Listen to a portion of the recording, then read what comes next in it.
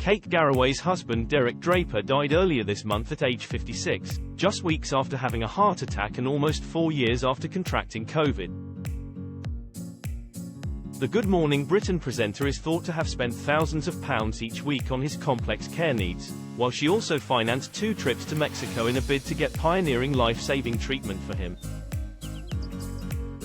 Friends have now suggested that she could be forced to sell up and leave the North London home where the couple lived together throughout their marriage. Kate had already spent money on adapting the house for a mostly wheelchair-bound Derek. Back in 2022, she was also forced to close his psychotherapy company, Astra Aspera, reportedly leaving £184,000 debts and a hefty tax bill of £716,000.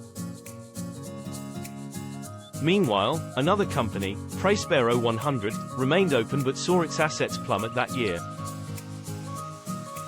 As reported by the Daily Mail, one pal said, "Not only has she had to watch her beloved husband suffer for almost 4 years, but her financial worries have never been far away from her thoughts. It has cost hundreds of thousands of pounds to look after Derek and do everything she could to get him better, but it's left her struggling." The pal continued, "The house is about all she has left financially, and she is now facing up to the fact it might have to be sold. It's where she and Derek were so happy and also where her 2 children grew up, but bills are bills and they have to be paid. It's dreadful for Kate."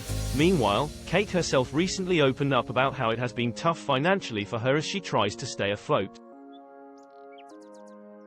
"As anyone with a loved one who is seriously ill knows, the costs go through the roof in so many ways," she lamented. "You have to make changes to your home and it affects your ability to work. Naturally, Derek was unable to work for most of the last 4 years of his life, and Good Morning Britain star Kate was forced to take long periods off to care for him, affecting the overall income for the family. Derek had once been a prominent political advisor, but COVID caused severe damage to his organs, and he was placed into a medically induced coma for almost a year. In total, he spent 13 months in hospital during his first admission, the longest out of any COVID-suffering patient in the country.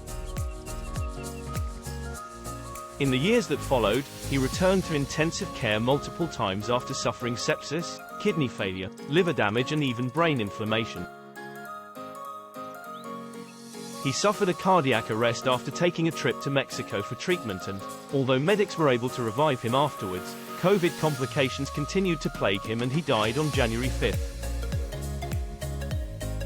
Kate and the couple's 2 children, 17-year-old daughter Darcy and 14-year-old son Billy, were at his bedside.